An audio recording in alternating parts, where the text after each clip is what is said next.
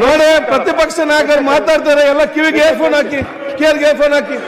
ಅಧ್ಯಕ್ಷ ಅವರು ಮಾತಾ ಕೇಳ್ತಾರೆ, ಎಲ್ಲ ಕರಾವಳಿ ಬಗ್ಗೆ ಮಾತಾಡಿ. ಕರಾವಳಿಗೆ ಅಪಮಾನ ಮಾಡಿದ್ದೆ ನಾನು ಒಮ್ಮೆ ಉತ್ತರ ಕೊಟ್ಟರೆ ನಾನು ಮುಂದುವರಿಸ್ಕೊಂಡು ಹೋಗ್ತೇನೆ. ನೀವು ಮಾತಾಡಿ. ಸನ್ಮಾನ್ಯ ಅಧ್ಯಕ್ಷರೇ, ಕರಾವಳಿ ವಿಚಾರವಾಗಿ ಅದನ್ನ ನಾನು ಈಗಾಗಲೇ ಹೇಳಿದ್ದೇನೆ, ಅದನ್ನ ಕಡತದಿಂದ ತೆಗೆದನ್ನು ಹೇಳಿದ್ದೇನೆ. ಮತ್ತೆ ಏನ್ ಚರ್ಚೆ ನಿಮ್ದು?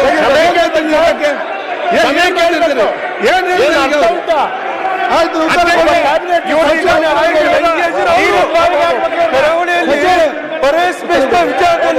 ಅನಾಹುತವಾಗಿ ಬೆಂಕಿ ಹಚ್ಚಿಕೊಂಡವರು ಬಿಜೆಪಿಯವರು.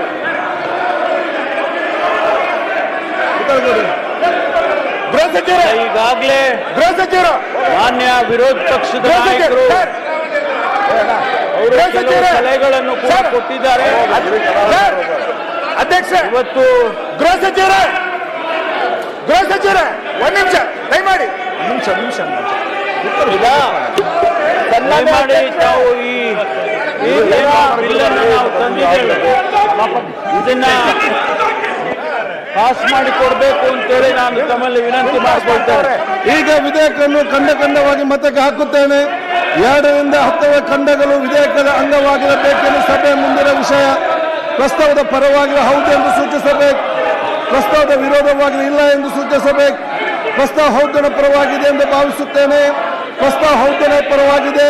ಪ್ರಸ್ತಾವ ದೊರಕಿದೆ. 8 ರಿಂದ 10 ಖಂಡಗಳು ವಿಧೇಯಕದ ಅಂಗವಾದವು. 1ನೇ ಖಂಡ ಹೆಸರು ಮತ್ತು ಅವತರಣಿಕೆ ಮುಂದಿನ ವಿಷಯ.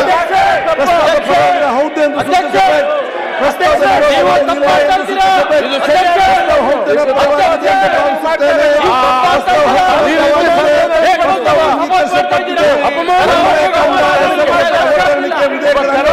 ಮಾನ್ಯ ಸಚಿವರು, ಮಾನ್ಯ ಅಧ್ಯಕ್ಷರೇ, ಕರ್ನಾಟಕ ದ್ವೇಷ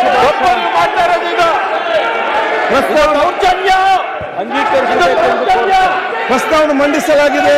ಅದನ್ನೀಗ ಸಭೆ ಮತಕ್ಕೆ ಹಾಕುತ್ತೇನೆ. 20 ಸಾಲಿನ ಕರ್ನಾಟಕ ದ್ವೇಷ ಭಾಷೆ ಮತ್ತು ದ್ವೇಷಗಳ ಅಪರಾಧಗಳ ಪ್ರತಿಬಂಧ ವಿಧೇಯಕವನ್ನು ಈ ಸಭೆ ಅಂಗೀಕರಿಸಬೇಕು. ಪ್ರಸ್ತಾವದ ಪರವಾಗಿರೋ ಹೌದು ಎಂದು ಸೂಚಿಸಬೇಕು, ಪ್ರಸ್ತಾವದ ವಿರೋಧ ಇಲ್ಲ ಎಂದು ಸೂಚಿಸಬೇಕು. ಪ್ರಸ್ತಾವ ಹೌದನ ಪರವಾಗಿದೆ ಎಂದು ಭಾವಿಸುತ್ತೇನೆ. ಪ್ರಸ್ತಾವ ಹೌದನ ಪರವಾಗಿದೆ. ಪ್ರಸ್ತಾವ ಅಂಗೀಕರಿಸಲ್ಪಟ್ಟಿದೆ ಮತ್ತು ವಿಧೇಯಕ ಅನುಮೋದನೆ ದೊರಕಿದೆ. ಪ್ರಸ್ತಾವವು ವಿಧೇಯಕ ತಿದ್ದುಪಡಿಯೊಂದಿಗೆ ಅನುಮೋದನೆ ದೊರಕಿದೆ. ಈಗ ಸಮಯ 2 ಗಂಟೆ ಆಗಿದೆ. ಸದನವನ್ನು 3 ಗಂಟೆ ಪ್ರಾರಂಭಿಸಲಾಗುವುದು.